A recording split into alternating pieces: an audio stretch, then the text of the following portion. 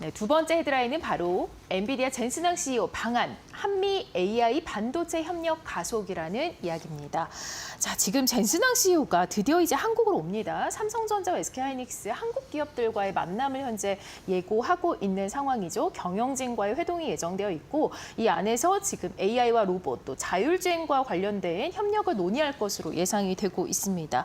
사실 뭐 대만 출신인 젠슨항 CEO가 유독 뭐 대만은 자주 가도 한국은 그동안 잘 오진 않았었거든요. 이번에는 진짜 방한을 하는 걸까요? 예, 그렇습니다. 그러니까 이번에 방한하는 이유는 이제 에이펙에서 기업인들끼리 따로 또 정상회담을 하기 때문에 네. 그에 따라서 당연히 세계적인 기업이고 시총 세계 1위 기업이니까 젠슨항이 방문하게 됐습니다. 근데 이제 몇몇 매체는 약간 오해를 해가지고 젠슨항이 이제 한국에 처음 온다 이렇게 썼는데 그건 사실과 다릅니다. 젠슨항 예전에도 이제 온 적이 있었어요. 예전에 왜 왔었냐면은 그 젠슨항이 이제 그때는 이제 그 엔비디아가 그래픽 카드에만의 초점을 맞춘 기업일 때 사실 왔었는데 그러다 보니까 지금 같은 AI 반열에 올라선 AI 정상을 이끄는 기업이 아닐 때 왔기 때문에 우리나라 어떤 주목을 받지 못했고 젠슨항이 그때는 아니 뭐 스스럼 없이 용산 전자상가 가가지고 이것저것 탐방하고 그랬다는 것입니다. 그러니까 젠슨항이 첫 방안은 아니다. 다만 AI로 엄청난 이제 환호와 그 세계적인 인사가 된 다음에는 첫 방안이다라고 말씀드리겠습니다. 네, 뭐 그 당시에는 워낙에 이제 또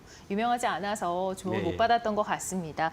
자, 2019년 CES에서 젠슨항이 한 말이 좀 주목을 할 만하다고요. 예. 예. 그래서 젠슨항이 이제 그 AI로 이제 주목받게 된 계기가 2019년이라고 볼 수 있습니다. 왜냐하면 네. 그때 2019년에 매년 열리는 CES에서 젠슨항이 이제 기조 연설자, 키노트 스피커를 하면서 AI 시대가 왔다. AI 시대 뭐라 하면서 AI가 어디나 있다. 우리가 어떤 특정한 연구실에만 있는 게 아니고 우리의 일상, 우리의 전 산업 현장에 다 AI가 있다라고 말을 하면서 그 어떤 선언을 한 것이거든요. 그래서 저도 그때 이제 기억이 나는데 저는 어떤 기억이 나냐면 젠슨항이 그래픽 카드 만드는 회사인데 뭐가 있어가지고 CES 기조연설자 나섰지? 약간 의아했어요. 저도 돌이켜보면 참 안타깝습니다. 그걸 좀 더 스터디를 했으면은 큰 기회가 됐을 텐데라는 생각이 드는데 어쨌건 그때부터 젠슨항은 공식적으로 그 선언을 했고 그러면 사실은 그 젠슨항의 존재와 엔비디아가 어떤 회사인지 몰랐던 분들이라 할지라도 CES라는 중요한 행사에서 젠슨항이 기조연설자로 나섰으면 그걸 살펴보고 대응을 했으면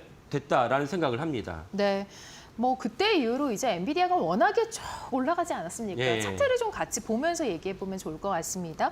자, 폭발적인 변화와 또 자율주행 관련된 자율주행이 아니라 주가 상승입니다. 당시 이 세계 메모리 반도체 1위였던 삼성전자가 또 엔비디아와는 좀 다르게 반응을 한 것으로 보이기도 하거든요.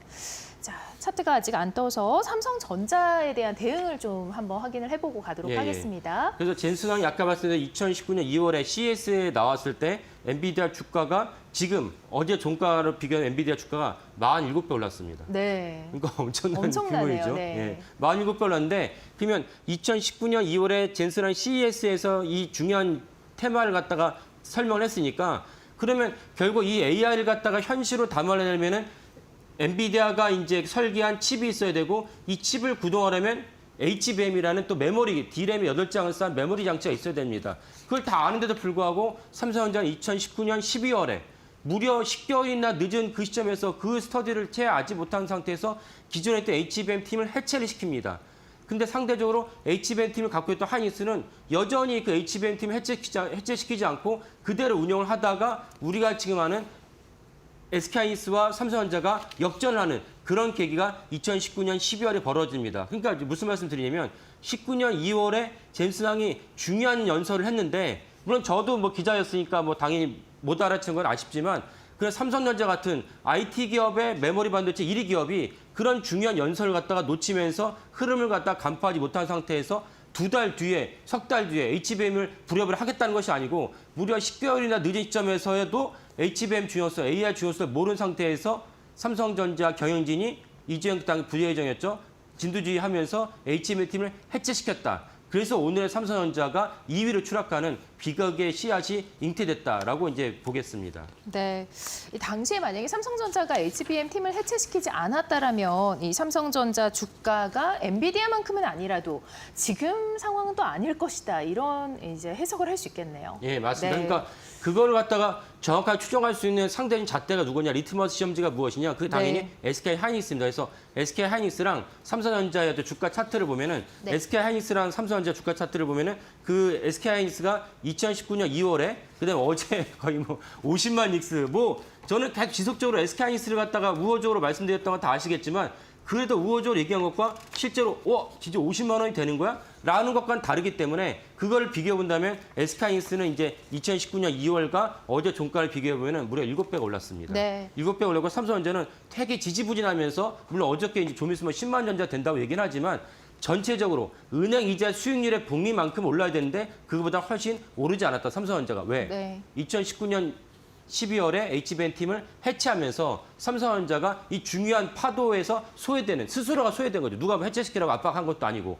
그래서 이런 어떤 비극이 고 삼성전자 주주에게는 크나큰 아픔을 준 그런 2019년 12월의 결정이었다라고 이제 말씀드리겠습니다. 네, 앞서 말씀을 해주셨는데 삼성전자와 SK하이닉스 주가 차트 한번 보도록 하겠습니다.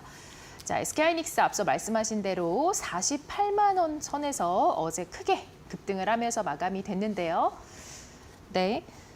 그리고 또 하이닉스뿐만이 아니라 삼성전자도 지금 이제 98,100원 선에서 어제 이제 종가를 마무리 지었죠. 네, 한화 에어로스페이스는 좀 다른 방향성을 그려 나가고 있는 것 같습니다. 한화 에어로스페이스는 어떤가요, 현재 상황이? 하나 에어로스페이스도 이제 전체적으로 방산 기업일 때는 주가 많이 올랐죠. 그래서 아까 이제 삼성전자랑 SK하이닉스의 주가를 비교해 봤을 때 만약 삼성전자가 HBM 팀을 해체시키지 않았다면 그렇다면 이제 SK하이닉스의 주가 상승을 갖다가 그대로 이제 가져와서 본다면 삼성전자는 사실은 이미 10만 전자가 아니고 30만 원이 됐었을 것이다. 그러면 이거는 사실은 주주들에게나 이 나라에도 큰 어떤 분기점이 됐을 텐데 그러니까 결국 경영자들이 이 IT 기업의 특성은 뭐냐면 한 6개월 잠깐 졸면은 갑자기 도태가 됩니다. 왜냐면 네. 엄청난 발전이 있다 보니까. 그래서 경제자들은 언제나 이제 각성하고 경계하면서 내가 어떤 일을 놓치지 않나라는 것을 살펴봐야 됩니다. 그런 것 관점에서 또 오늘 처음에 말씀드렸던 방산 기업이 전체적으로 트럼프의 어떤 후광을 입어서 전체 많이 올라갔고 하나 에어로스페이스도 사실은 그런 관점에서 100만 원 돌파했다가 내려가게 됐는데 결국은 하나 에어로스페이스 같은 방산 기업도 트럼프 정부 임기 내에 특별한 일이 있지 않나 사실은 주가나 매출이 우상할 가능성이 높다. 이렇게 이제 이해하시면 되겠습니다. 네.